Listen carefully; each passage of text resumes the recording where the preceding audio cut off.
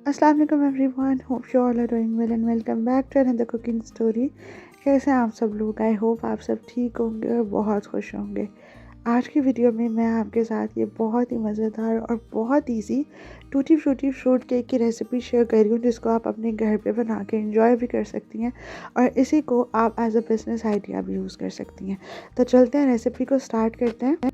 तो यहाँ पर ले लेंगे सबसे पहले एक बोल, और बोल के साथ ही हमें यहाँ पर चाहिए किचन स्केल। किचन स्केल या वेइंग स्केल आप दोनों कह सकती हैं। अगर आप एज अ होम बेकर या एज अ होम शेफ़ काम करना चाहते हैं तो आपको ये ज़रूरी चाहिए, आपको किचन स्केल में लाजमी इन्वेस्ट करना पड़ेगा। तो ये इजीली आपको ऑनलाइन भी मिल जाता है और आपको ग्रोसरी स्टोर्स या क्रॉकरी की जो होती हैं वहाँ से भी मिल जाता है। तो इसके अंदर ऐड करेंगे सबसे पहले हम बटर।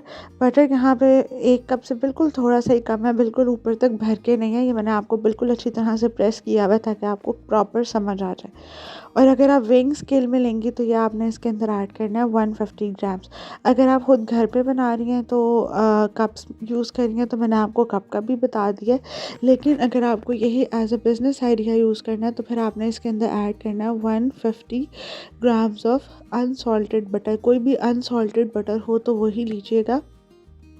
अनसॉल्टेड बटर के अंदर जो है वो सॉल्ट एडिड नहीं होता, वो बिल्कुल फीका जो है वो बटर होता है, तो आपने वो यूज़ करना है। अगर आप सॉल्टेड यूज़ करेंगी तो उससे ये होगा कि इसमें फिर हल्का सा नमकीन सा टेस्ट आएगा। तो यहाँ पर ये अनसॉल्टेड बटर है कि आपने लेना है 150 ग्राम्स। कुछ रेजिड्यू जो है वो कप में रह गया इसलिए ये इतना बता रहा है, अदरवाइज़ मैंने इसको पहले भी मैया करके रखा हुआ था और अब मैं आपके सामने भी इसको जो है वो अगेन मैया कर रही हूँ।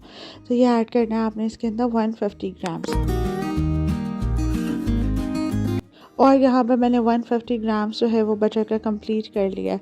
एक बात और कि आपने केक बेक करते हुए कभी भी इसके अंदर ठंडे या गर्म इंग्रेडिएंट्स ऐड नहीं करने। आपके जितने भी इंग्रेडिएंट्स हैं वो रूम टेम्परेचर पे होने चाहिए। अगर आप बटर यूज़ कर रही हैं तो बटर को 1-1.5 घंटा पहले फ्रीज़र से निकाल के आप बाहर रख दें ताकि ये रूम टेम्परेचर पे आ जाए। तो यहाँ पर इसको हम लोग अच्छे से, क्योंकि बटर ऑलरेडी सॉफ्ट हुआ हुआ है, तो इसको हम यहाँ पर हल्का सा इसके साथ बीट कर लेंगे।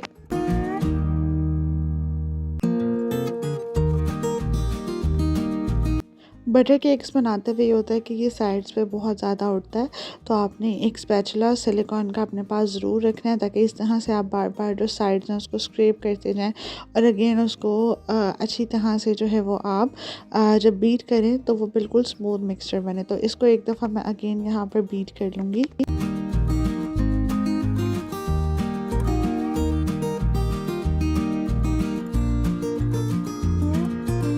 बटर को मैंने यहाँ पर अच्छी तरह से बीट कर लिया है 1 से 2 मिनट के लिए। अब यहाँ पर बीट करने के बाद हमें अगेन चाहिए किचन स्केल, क्योंकि हम इसके अंदर जितनी भी चीज़ें ऐड करेंगे वो मेजर करके ही ऐड करेंगे। तो किचन स्केल रख लेंगे यहाँ पर और इसके ऊपर बोल रखने के बाद इसका जो वेट है वो अगेन हम ज़ीरो कर देंगे।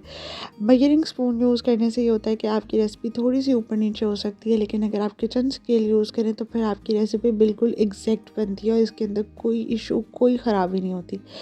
बाकी बस ये होता है कि केक बनाते हुए आपने जो थोड़ी बहुत चीज़ों को फॉलो करना होता है, अगर आप वो करेंगी तो आपका केक बिल्कुल ज़बरदस्त बनेगा। तो यहाँ पर स्पून अच्छी तरह से, स्पैचुला अच्छी तरह से वाइप ऑफ करने के बाद हम इसके अंदर ऐड करेंगे शुगर। तो शुगर जो हमने इसके अंदर ऐड करनी है वो आप चाहें तो पाउडर्ड शुगर भी ऐड कर सकती हैं, बट मैं यहाँ पे ग्रैनुलेटेड ही ऐड कर रही हूँ। पाउडर्ड शुगर ऐड करेंगी तो उससे ये होगा कि ये ज़्यादा अच्छे और स्मूथली मिक्स हो जाएगा और जल्दी से हो जाएगा।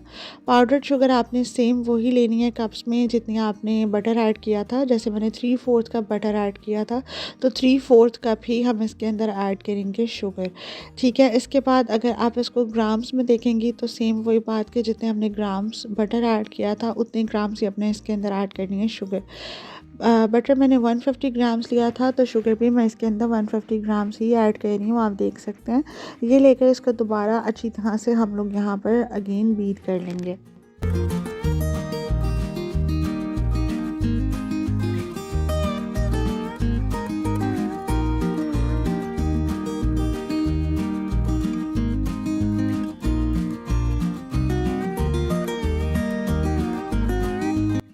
3 से 4 मिनट इसको बीट करने के बाद अब इसके अंदर ऐड कर रही हूँ मैं यहाँ पर अंडे। अंडे इसके अंदर आप 1 बाय 1 करके भी ऐड कर सकती हैं।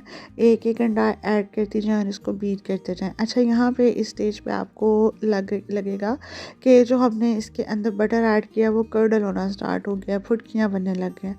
लेकिन आपने बहुत ज़्यादा घबराना नहीं है, क्योंकि इसके अंदर हमने शुगर ऐड किया और मैंने तो ग्रैनुलेटेड शुगर ऐड किया, तो इसलिए यहाँ पर जो है वो बटर की कंडीशन कुछ इस तरह से लग रही है, क्योंकि अभी शुगर जो है वो इसके अंदर कम्प्लीटली डिज़ोल्व नहीं हुई।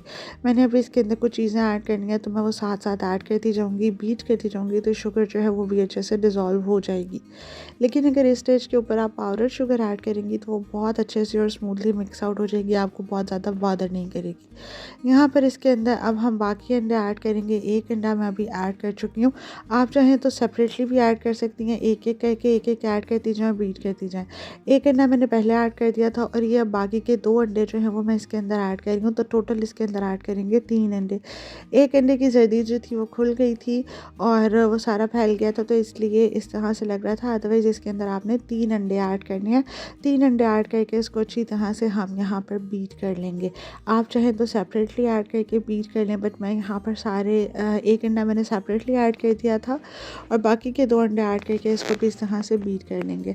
लेकिन मेक श्योर यहाँ पर, क्योंकि जिस तरह से आप देख सकते हैं कि जो हमारा बैटर है वो साइड्स पे स्प्रेड आउट हो रहा है, तो आपने स्पैचुला के साथ लाजमी उसको स्क्रैप आउट करके फिर अगेन मिक्स करना है। इस तरह करने से ये होगा कि आप जितनी भी शुगर वगैरह जितने भी इंग्रेडिएंट्स ऐड किए हैं वो सही से इसके अंदर मिक्स हो सकेंगे। अगर आप ये स्टेप नहीं करेंगी तो फिर जो है वो कहीं पे चीनी ज़्यादा होगी और कहीं पे चीनी कम होगी।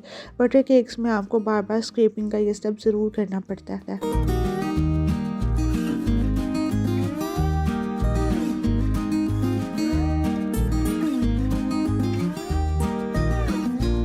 अच्छी तरह से बीट करने के बाद यहाँ पर हमारा जो बैटर है वो अच्छी तरह से स्मूथ आउट और क्रीमी टेक्सचर में आ गया, बिल्कुल भी पहले की तरह नहीं लग रहा। शुगर भी अच्छे से डिज़ोल्व हो चुकी है, सारे इंग्रेडिएंट अच्छे से वेल कंबाइन हो गया है, हमारा टेक्सचर जो है वो बहुत ज़्यादा क्रीमी हो गया है। अगेन जो इसकी साइड्स हैं वो इसी तरह से हम लोग साफ़ करते जाएंगे। ये बहुत ज़रूरी स्टेप है, अगर आप करेंगी तो आपका जो है वो केक वो इवन बनेगा और सारे इंग्रेडिएंट अच्छे से वेल कंबाइन होंगे। इसके बाद हमें अगेन अब यहाँ पर चाहिए एक किचन स्केल, और किचन स्केल ऑन करने के बाद जब हम इसके ऊपर बोल रखेंगे तो हम अगेन इसका वेट जो है वो ज़ीरो कर देंगे। ये बहुत ज़रूरी है, तभी आपको सही वेट का पता चलेगा। ज़ीरो करने के बाद अब नेक्स्ट इंग्रेडिएंट इसके अंदर ऐड करेंगे, जिसमें मैं इसके अंदर ऐड कर रही हूँ मिल्क। आपने जो दूध ऐड करना है वो भी रूम टेम्परेचर पे ऐड करना है, गरम ठंडा ऐड नहीं करना। अगर आप कप में देखेंगे तो ये 1/8 कप है, और अगर आप इस पे देखेंगी ग्राम्स में तो वो मैंने 25 ग्राम्स ऐड किया है। अच्छा, यहाँ पे मैंने ग्राम्स इसलिए बताया क्योंकि कुछ लोगों को इसको आउंसेस में करना नहीं आता कन्वर्ट, तो ये हो तो बहुत आसानी से जाता है, लेकिन ये उन लोगों के लिए आसानी है जिनको नहीं करना आता।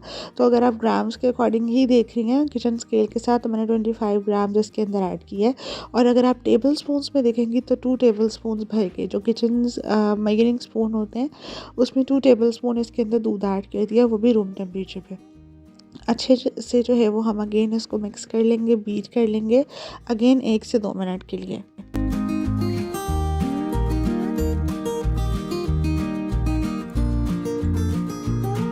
तो बैटर जो है वो अच्छे से हमने बीट कर लिया है, अच्छे से जो इसकी कंसिस्टेंसी है वो भी मेंटेन हो चुकी है। अब हम इसके अंदर ऐड करेंगे बाकी के इंग्रेडिएंट्स। बाकी के इंग्रेडिएंट्स ऐड करने से पहले इसको अच्छी तरह से अगेन हम साइड्स को भी रिमूव कर लेंगे, एक्सटेंशंस को भी अच्छी तरह से हम लोग यहाँ पर वाइप ऑफ कर लेंगे।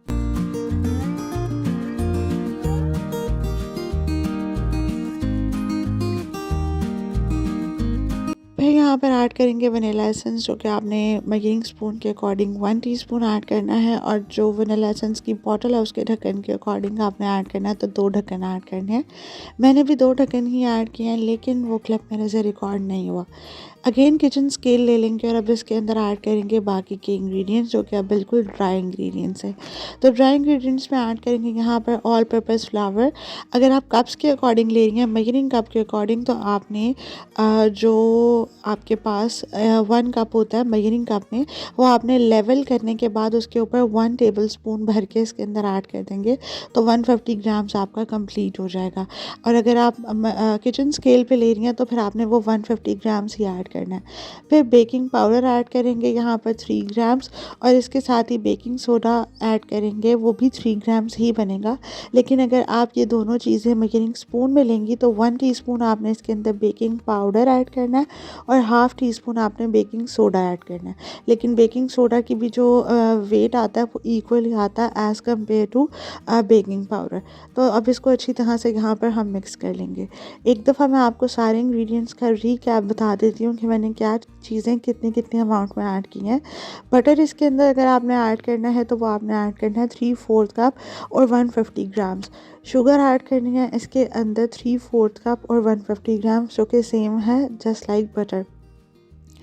फिर इसके अंदर आपने ऐड करने हैं 3 अंडे, और इसके साथ ही आपने ऐड करना है इसके अंदर दूध, क्योंकि दूध से केक बहुत सॉफ्ट बनता है। ऑप्शनल है, आप ऐड करना चाहें ऐड कर सकते हैं, स्किप करना चाहें कर सकते हैं, लेकिन इससे ये बहुत ज़्यादा मिल्की फ्लेवर में और बहुत सॉफ्ट बनता है। वो आपने ऐड करना है यहाँ पर 1/8 कप और 2 टेबलस्पून्स, ठीक है। इसके बाद आपने ऐड करना है इसके अंदर वनीला एसेंस 1 टीस्पून, और फिर इसके बाद आपने ऐड करना है इसके अंदर all purpose flour, that is 1 levelled cup, जो मेजरिंग कप होता है, और उसके ऊपर आपने ऐड कर देना 1 टेबलस्पून भर के, और ग्राम्स में आपने मैदा लेना है 150 ग्राम्स।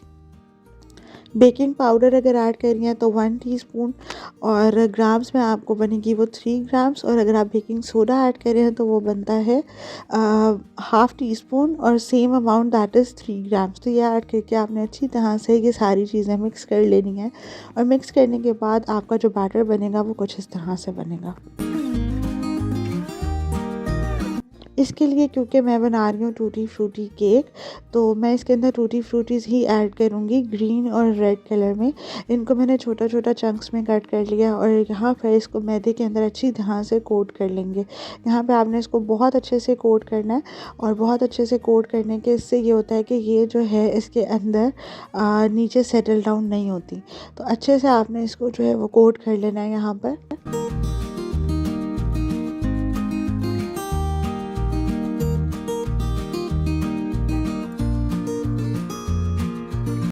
अच्छी तरह से मैदे में कोट करने के बाद ये टूटी फ्रूटी चंक्स भी हम अपने केक के बैटर में ऐड कर लेंगे, और इसको भी अच्छे से फोल्ड कर लेंगे।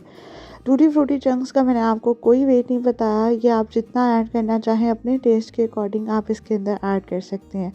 और अगर आपने इसको as a business idea use करना है तो आप तब भी जितना ऐड कर सकती हैं, करना चाहती हैं कर सकती हैं। मैंने इसके अंदर ऑलमोस्ट 1 कप के जितनी मिक्स टूटी फ्रूटीज़ जो है वो ऐड की हैं। बाकी इट्स अप टू यू कि आपने कितनी ऐड करनी है।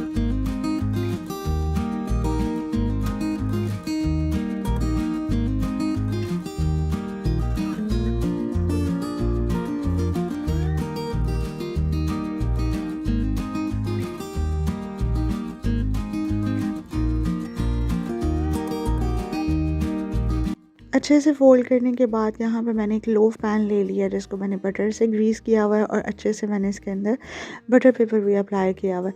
तो अब केक का सारा बैटर इस लोफ पैन में ऐड कर देंगे, और पतीला जो है वो मैंने ऑलरेडी प्री हीट होने के लिए रखा हुआ है। 15 मिनट्स के लिए पतीले को प्री हीट करना बहुत ज़रूरी है। जो लोग पतीले में केक बेक करते हैं और उनका केक सही बेक नहीं होता, उसका यही इशू होता है कि आपने अपने पतीले को पहले प्री हीट नहीं किया हुआ होता। और जो ओवन में करते हैं बेक, उनका भी सेम इशू आता है कि अगर आपने उसको पहले से प्री हीट नहीं किया होगा तो आपका केक जो है वो बिल्कुल सही नहीं बनेगा और राइज़ नहीं होगा। तो मेक श्योर आप पतीला यूज़ कर रही हैं, या अगर आप ओवन में बेक कर रही हैं तो मेक श्योर कि आप उसको एटलीस्ट 15 मिनट्स पहले ज़रूर प्री हीट कर लें। यहाँ पर पतीले को मैंने मीडियम फ्लेम पे प्री हीट कर लिया था।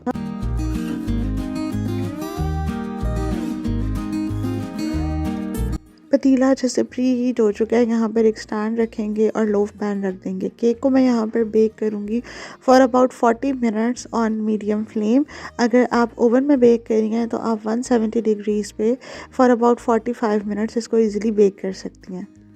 40 मिनट्स यहाँ पर कंप्लीट हो चुके हैं और अल्हम्दुलिल्लाह हमारे पास जो केक है वो भी बहुत अच्छे से बेक हो चुका है। इसको यहाँ पर निकाल लेंगे और निकालने के बाद काउंटर शेल्फ पे रख के इसको अच्छे से ठंडा कर लेंगे। साथ ही यहाँ पर हम लोग काउंटर शेल्फ पे निकालने के बाद इसका जो स्कीवर टेस्ट है वो भी चेक करते हैं।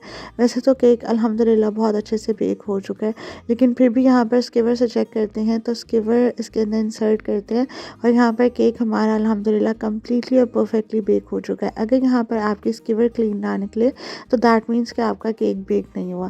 केक को मैंने काउंटर शेल्फ पे ही ठंडा कर लिया था। अब यहाँ पर हम लोग इसको किसी भी पैन के अंदर निकाल लेंगे। इसके लिए सबसे पहले जो इसकी साइड्स हैं वो हम लोग यहाँ पर रिलीज़ करवा लेंगे।